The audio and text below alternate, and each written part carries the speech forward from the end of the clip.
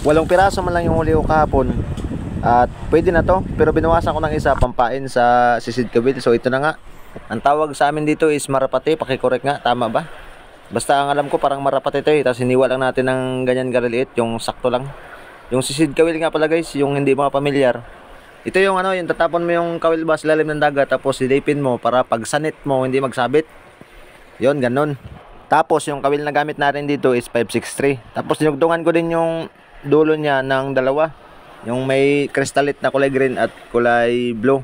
Basta lang nilagyan ko lang, testing lang ba to, ganyan ang pagkakabit, and then let's go na, ready na to. Pero bago tayo umalis, go to fishing. Syempre mag-hydrate muna tayo. At dito nga pala guys, papakitaan ko kayo sa isa sa mga talent ko.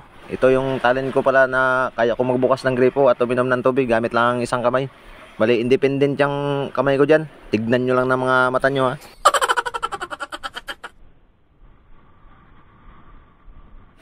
And after that, syempre proceed na tayo dito sa ating bangka-bangkaan.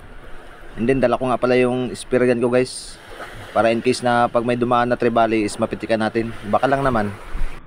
As you can see, ang ganda ng buhangin, maputi, pero ang init sa paa kaya bilisan natin. Tapos dito sa bandang unahan konti, medyo mag-ingat tayo kasi yung batong buhay na yan, tawag dito, basta maraming algae, lumot.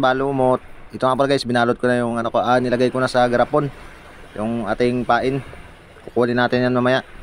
Isama ko na rin to para detail. Yan ang tali ng ating barko-barko. Yan, ilagay natin sa ating baywang, and then let's go, sisid-sisid na.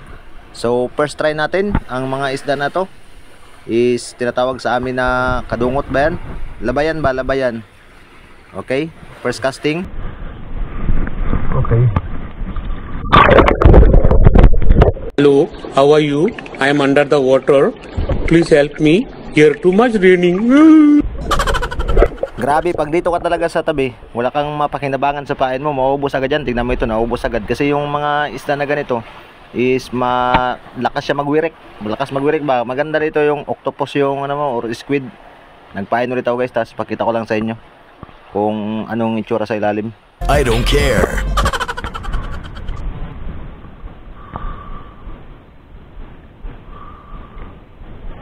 Salaot tayo konti, salaot. Grabe. Yo guys, ang kukulit na mga kadungot. Pero, ito yung pain ha. Ito nyo ha. Moment of truth. So ayan siya guys, yung tatawag namin na labayan. Pero pwede ito siya panghuli. Pang pain pala sa kugtong. Sa mga grouper yan, maganda yan pampain. Sobrang dami talaga nila, kaya mas pinili ko dito na pumunta doon sa may laot banda. And dito nga pala nakita ko ng nyog. Yan, dalhin natin yung nyog na yan para mamaya pukpukin natin pang paapong ng isda ba. Yan, lagay muna natin dyan sa ating may wagang barko. And dito nga pala sa unahan banda guys is may pasilip-silip sa atin na snapper, kaya pinitikan agad natin. Medyo malapit lang, abot na abot naman yung range.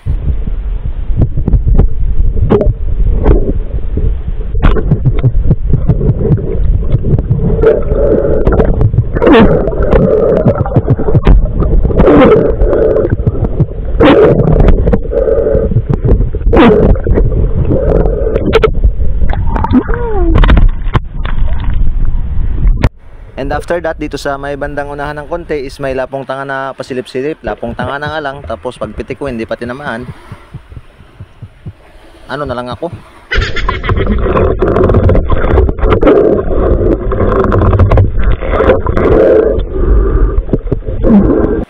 Tapos dito sa bandang unahan konti, yan medyo putol. May kanal pala na maliit, pero mababaw lang to guys. Siguro mga 2 di pa lang. And then may natanam ako na trevally doon sa unahan, kaya dito nagsagawa ako ng dive. And then nabangan ko baka dumaan ulit. Dami kasing surahan dito. Surahan at saka yan trevally, padaan-daan. Dito nga isa, pitikan ko na sana. Medyo malaki na kaso lang baka mabulabog yung trevally. Kaya inantay-antay ko lang. Naghanap lang tayo ng magandang tiyempo. Tignan natin kung anong mahuli nating isda dito. Naubusan tayo ng breath hold, kaya bumalik muna tayo sa kaibabawan ng mundo. At ito, second dive na. Tignan natin kung anong mangyayari dito. So ayan guys, sa makikita nyo guys, ang daming isda pa talaga dito. Bali, Virgin Island pa to. Yan, marami parrot fish. So far guys, wala talaga, hindi bumalik yung trevally, kaya enjoy watching na lang muna kayo dito sa mga isda. Kung mag-enjoy kayo, kung hindi kayo mag-enjoy, edi skip nyo na lang. I don't care.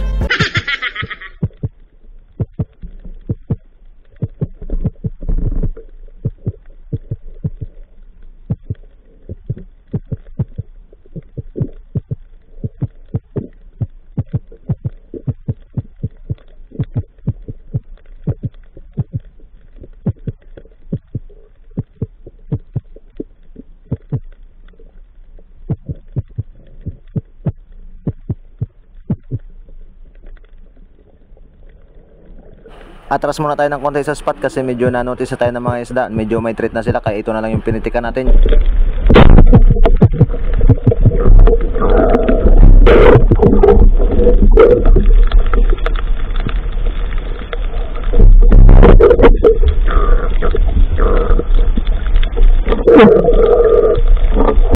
Itong next na lubog ko naman dito sa kailaliman ng mundo, ang nagpakita sa akin itong malaking parrot fish, approximately mga 2 kilograms. Wala talaga guys, wala akong napitikan dito kahit isa sa sobrang dami ng isda. Kakapili ng pili, walang napitikan kahit isa. Kaya enjoy na lang muna kayo, nood dyan sa tanawin.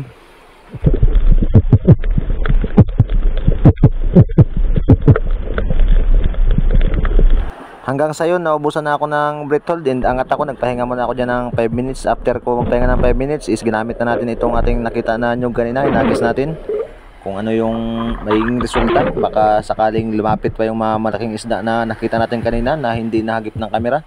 And then ito na ako sa ilalim, patiently waiting. And so far wala pa rin, baka mag-expect kayo.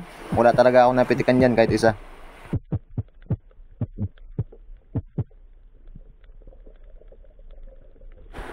Pagangat ko nga dito, nakita ko itong isda na malaki ang ulo, kaya pinitikan ko na lang para at least hindi tayo masiro. Kaya yun, na-headshot siya sa bandang batok.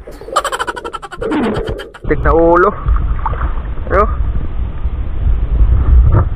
So ito nga, pagtapon ko ng kawil, hindi pa nakuha ng camera, ay ito nakuha pala. Yan o. Yan ulit yung kumain. Ang dami talagang isdang ganyan dito.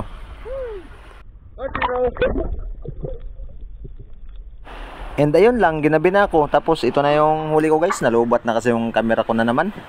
So ito, nilinisan ko lang muna. Bali bukas, dadayingin ko to. Ilagay naman natin sa ating mahiwagang kahon para hindi siya mabulok. Dito sa unahan konti, ito. And yung continuation ng ating video guys is ito na yung pagdaing-daing ko na kung paano ko binirad. Ayan nga pala, snapper yung huli ko dyan. Tapos ito nga pala yung iba. So maraming salamat sa nasayang na oras ninyo. And hanggang dito na lang, babu.